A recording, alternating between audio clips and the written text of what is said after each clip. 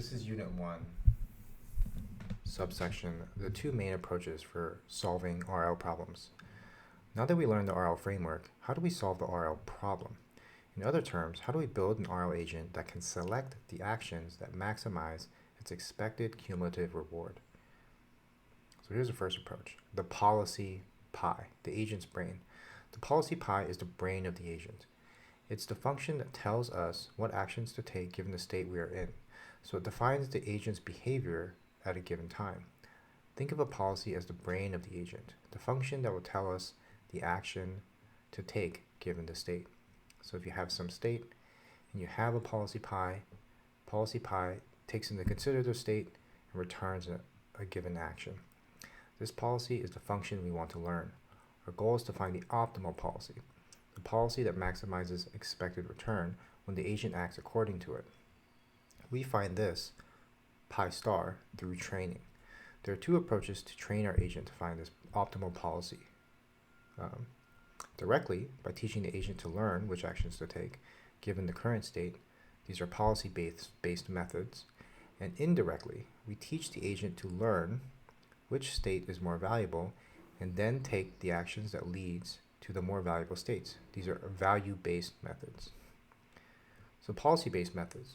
We learn a policy function directly. This function will define a mapping between each state and the best corresponding action. We can also say that it'll define a probability distribution over a set of possible actions at that state.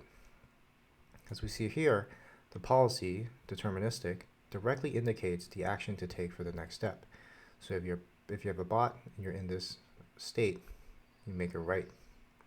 If you're in this next state, you continue right. If you're randomly put into this state at the bottom here, you're going to go up. So this is the policy. We have two types of policies. Deterministic. A policy at a given state will always return the same action. So here, action equals this policy pi, given the state. Stochastic. Outputs a probability distribution over actions. So here's pi of the action given the state, and here's a probability distribution over the set of actions that are available given that state. So given the initial state, our stochastic policy will output probability distributions over the possible state actions at that state. So if we recap, there's policy-based methods, and policy-based methods can be deterministic.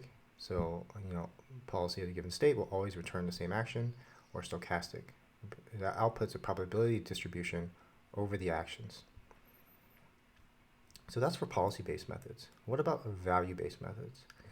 In value-based methods, instead of learning a policy function, we learn a value function that maps a state to the expected value of being at that state. The value of a state is the expected discounted return the agent can get if it starts in the state and then act accordingly to our policy. Act according to our policy just means that our policy is going to the state with the highest value. Right, so we had a value function here where we're looking at all the returns. We're doing the expected discounted return starting at some state, right? So in the previous lessons, we looked at return. How much return can I get in this game? And the idea between these value-based methods is that every state, we're going to put a number and value that state. Here we see that our value function defined value for each possible state, right? So here,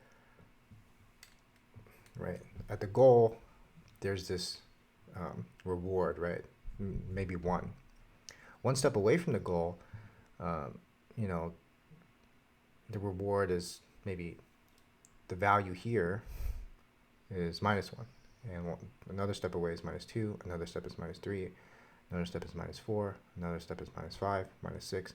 And here you can see these two -7s are equal because being at these two possible states when it comes to this maze is the same value because at both points you're 7 moves away from this goal. Right? So thanks to our value function, at each step our policy will select a state with the biggest value defined by the value function. -7, then -6, then -5, and so on to attain the goal. So if we recap this part, value-based methods, the value of the state is the expected discounted return the agent can get if it starts in that state and then acts according to our policy, right? So according to our policy just means we choose the state with the highest value. So if you're at the 6, you're not going to go back to this -7. You're not going to go here to this -7. You're choosing the highest value. Here, -5 is higher than -6. So these are the value-based methods, and it allows you to, at any point, see what's around you and pick the highest value.